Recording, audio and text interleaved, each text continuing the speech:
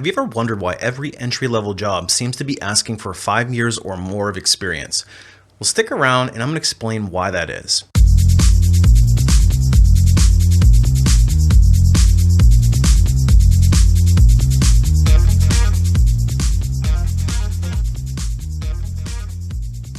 Hey everybody, it's Brian from A Life After Layoff, and today I want to pull back the curtains on a common mystery that we see in the job market, that entry-level jobs all seem to require 5 or more years of experience. Everybody gets riled up when they see them, and rightfully so. The requirements are absolutely ridiculous. So in this video, I thought I'd clarify a few myths and dispel some of the mystery behind why you see this happen so frequently. But before we get too far into it, if you're interested in learning how to reclaim control, start to act like the CEO of your career. This is especially important if you're early in your career and you want to get started off on the right foot. Make sure you sign up for my free weekly newsletter. In it, I share actionable and concise tips on how to reclaim control, how to approach the job market and your career with more authority and act like the owner. Keep in mind, it's absolutely free. Hope to see you there. We all know the story, especially those of you who are early in your career or trying to make a job switch.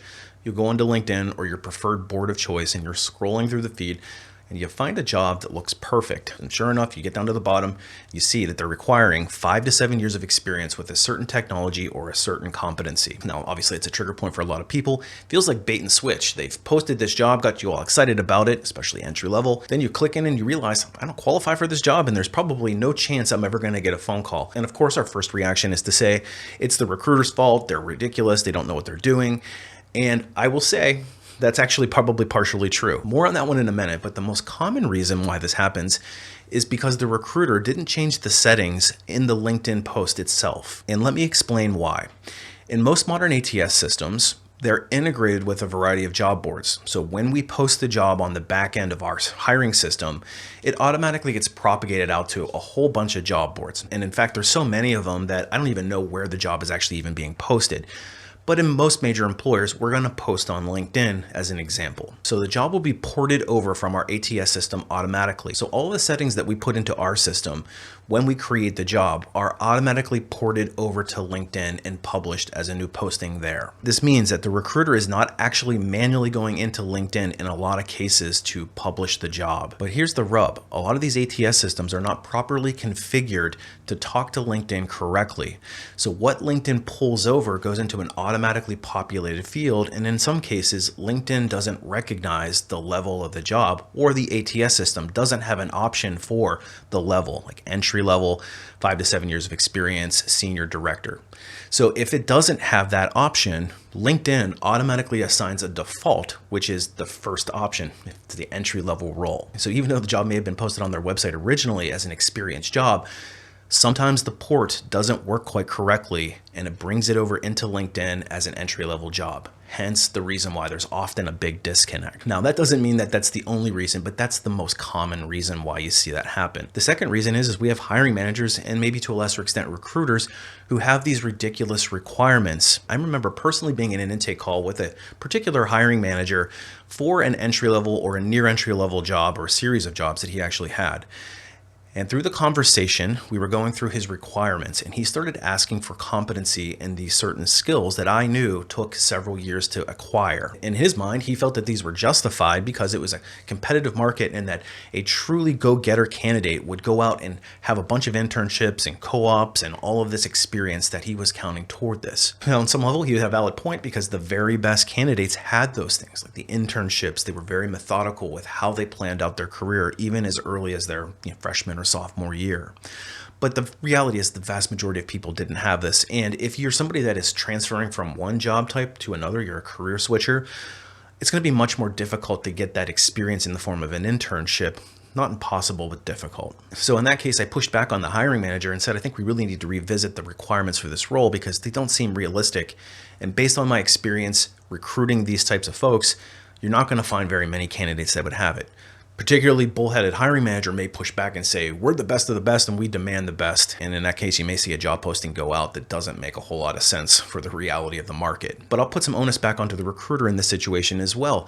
The recruiter, if they're truly acting like a business partner and not just an order taker, they should be pushing back and influencing and guiding. And I think that that's a big disconnect in today's modern workplace, especially with recruiters. They're just order takers. They don't necessarily have a consultative influence on their business partners, meaning the hiring managers, and therefore they can't influence hiring managers away from these ridiculous requirements.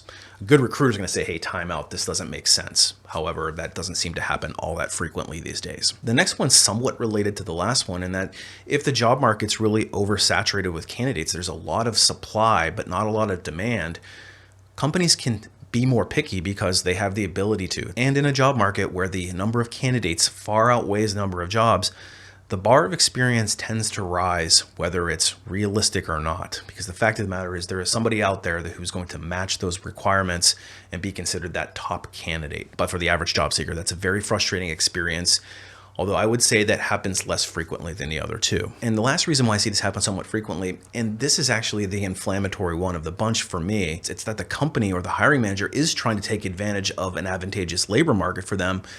The job truly isn't entry level and they're trying to be cheap. So in other words, they post a job, they put this kitchen sink of requirements in there, and they can get somebody who has experience, who's willing to work at a lower level and in particular at a lower rate of pay for that same job. Now, I know that's a little bit conspiratorial, but let's face it, there are companies out there who pull these kind of shenanigans, and it's up to you, the candidate, to make sure that you're spending your time on high quality employers, because a true high quality employer is not going to pull this kind of crap. So that's why it's so important for us to reclaim the control in our career and start to act like the CEO. We don't want to give poor quality employers our energy, our time, and our resources. So I'd encourage you to reclaim control, make sure that you know how to pick out these low quality employers and eliminate them from your process as early as possible. I've made some other videos on how to do that. And before we wrap this one up, let's just touch really quickly on internships and co-ops. Do they truly count toward experience? Now, I'll say for truly entry-level jobs, internships and co-ops are absolutely counted towards total experience. And the strongest candidates have multiple internships and co-ops throughout their scholastic career. However, when you move into mid-career, in other words, further away from the beginning part of your career, employers, in particular hiring managers, don't seem to value those internships and co-ops as much. And I guess I can understand the reasoning. Essentially, you're only working for a very small amount of time. You know, in some cases, an internship might only be a couple of months long. You're not being given projects in most cases that are truly impactful to the bottom line. It's oftentimes kind of overflow work or special projects that they want to work on, but they don't want to dedicate their full-time employment resources at. But a good internship or co-op experience can help you bypass this bias altogether. So they're absolutely worth trying to seek out. And even if you're mid-career and you're trying to switch into a different career type, this might be a strategy that I would try to leverage. Try to get an internship, even mid-career, at a target company, maybe in your local area, so that you can get that experience bar under your belt. Anyways, to summarize it all up, the very most common reason is because it's just an error on the side of the recruiter. They didn't go back into LinkedIn and fix the job posting. And then some of the other reasons happen, but I don't think they happen nearly as commonly as you might think. So hopefully this helps dispel some of the myth around why you see so many entry-level jobs posted requiring experience. If you're somebody that is looking to get your first job, or you're switching careers and you're just not getting any traction, that's actually something that I do specialize in.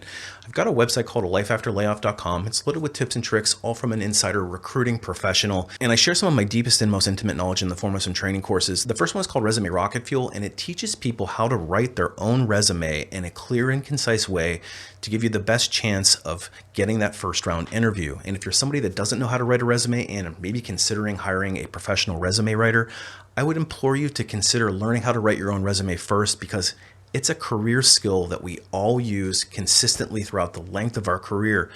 And knowing how to write a resume could be the difference between hundreds of thousands of dollars and lost income opportunities. But once you get into the interview process, it's up to you to market yourself effectively through each round. And I created a course called the Ultimate Job Seeker Bootcamp, which walks you from job application strategies all the way through each round of the interview, and ultimately to get you to the job offer. And once you get to the job offer, we teach you how to negotiate the best possible terms so that you don't leave a dime on the table.